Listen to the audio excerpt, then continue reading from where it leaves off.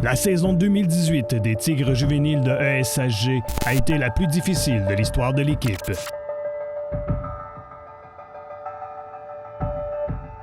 Jamais ils n'ont eu à disputer leur dernier match de la saison régulière avec une si mauvaise fiche. C'est à Rigaud contre le Collège Bourget qu'ils devaient terminer la saison. Une équipe classée au 3e rang, les grands champions de la saison 2017. Malgré cela, l'équipe dirigée par Michel Roy croyait toujours en leur chance de remporter ce match et terminer cette saison sur une note un peu plus positive.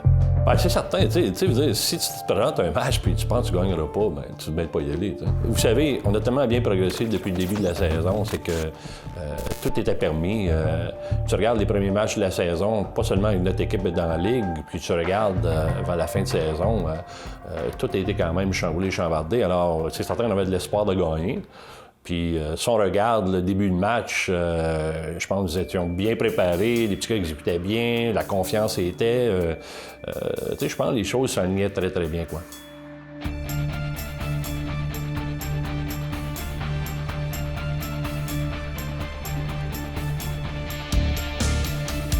Dès l'ouverture, il semble que tout est possible pour l'équipe de l'école secondaire Hormisdas-Gamelin.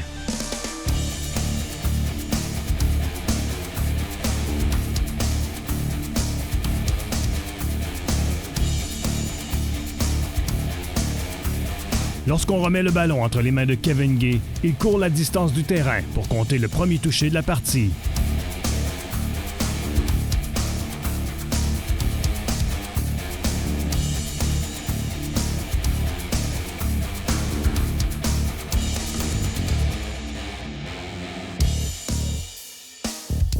Séquence suivante. Les voltigeurs du Collège Bourget prennent le ballon et, à leur tour, se fraient un chemin jusqu'à la ligne de diverge de la zone des Tigres.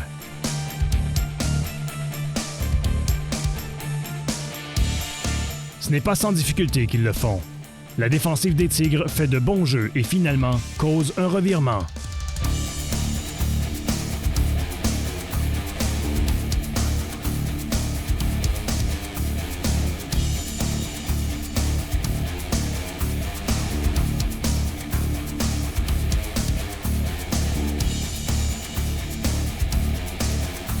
Quelques minutes plus tard, les Tigres font leur première erreur coûteuse de la journée.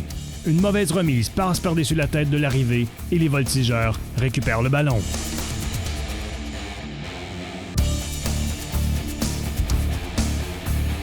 Pas plus tard qu'au prochain jeu, le quart des voltigeurs décoche une passe parfaite dans la zone des buts.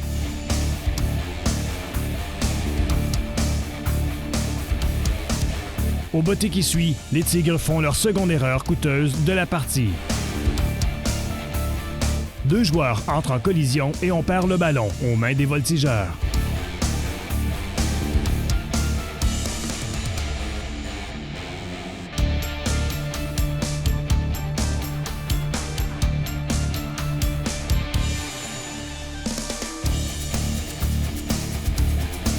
Encore une fois, au jeu qui suit immédiatement après, les voltigeurs trouvent la zone des buts. L'équipe locale est donc en avance 14-8. Les Tigres ne se laissent pas abattre pour autant. Jean-Rémy Beaune porte le ballon pour un bon gain.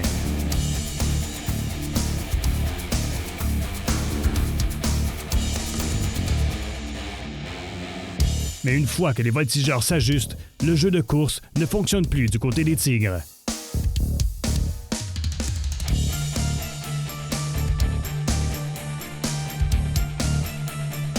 Sur un 4e essai, l'arrivée rejoint Vincent Desloges avec une passe au centre du terrain, ce qui permet aux Tigres de poursuivre leur séquence offensive.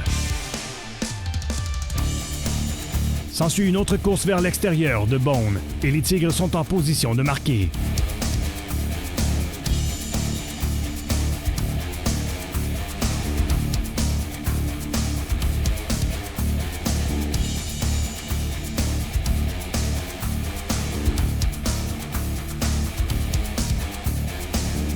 C'est finalement Gabriel Legault qui porte le ballon jusque dans la zone des buts.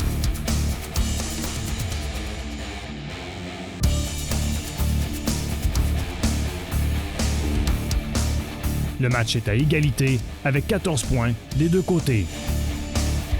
Lorsque les voltigeurs choisissent de jouer par la course, c'est la défensive des Tigres qui gagne la bataille à la ligne de mêlée. Mais lorsqu'on appelle la longue passe encore une fois, les demi-défensifs des Tigres se font déjouer et les voltigeurs marquent rapidement leur troisième touché de la partie.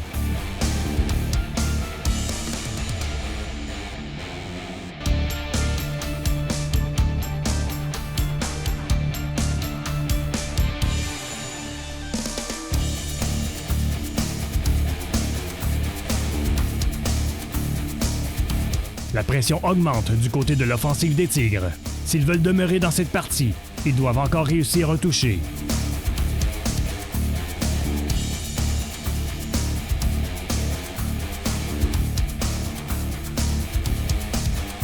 Mais cette fois, les voltigeurs se dressent fortement contre l'offensive des Tigres.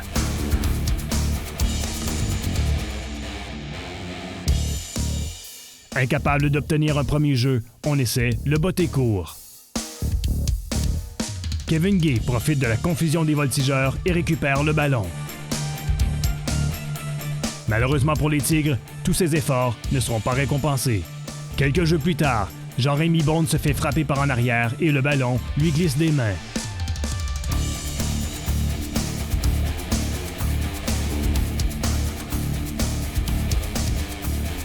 Une fois de plus, cette erreur se transpose en une longue passe au numéro 4 des voltigeurs pour un toucher.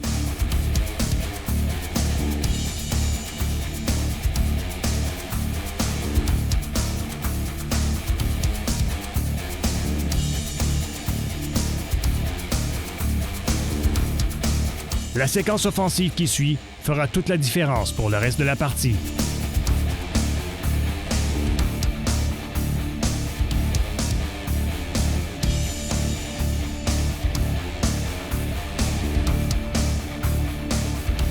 D'abord, alors que les Tigres progressent dans la zone de leur adversaire, Kevin Gay est ébranlé et quitte la partie. Sur cette même série, un joueur clé de la ligne offensive, Nikola Dukovic, se blesse sévèrement à la cheville et quitte lui aussi la partie.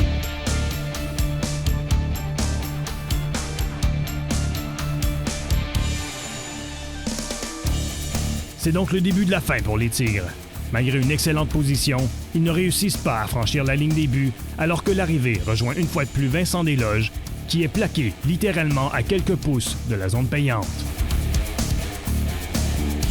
Avant qu'arrive la mi-temps, les voltigeurs ajoutent un autre touché à leur avance.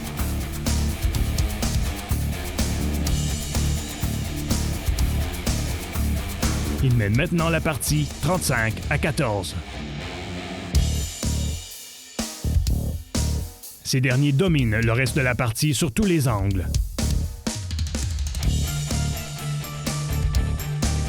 Ils accumulent les touchés et terminent la saison régulière avec beaucoup d'espoir pour les séries qui s'en viennent, avec une marque finale de 49-14.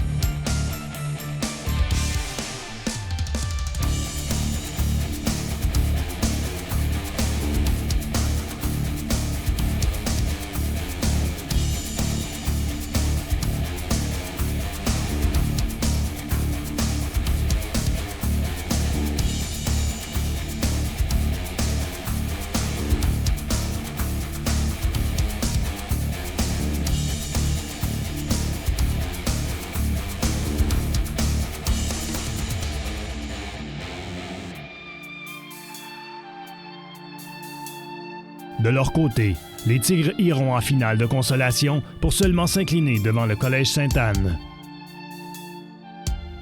Il est donc temps pour l'organisation de tourner la page et oublier cette année qui aura été certainement la plus difficile pour les Tigres juvéniles.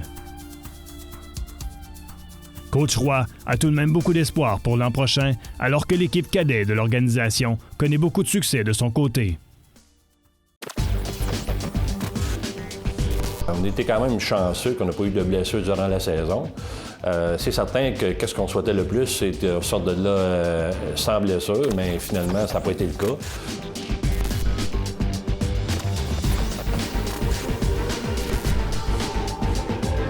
Je pense même comme équipe, on va dire la vérité, je pense qu'on a carrément blessé les bras.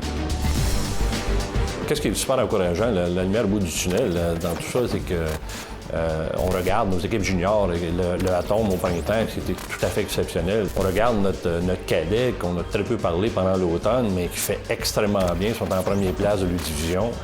Ils progressent de façon incroyable, mais plus que ça, dans cette équipe-là, tu as des jeunes qui veulent jouer au football, qui ont une très bonne attitude, puis qui ont hâte de monter juvénile. Alors, disons que c'est très encourageant.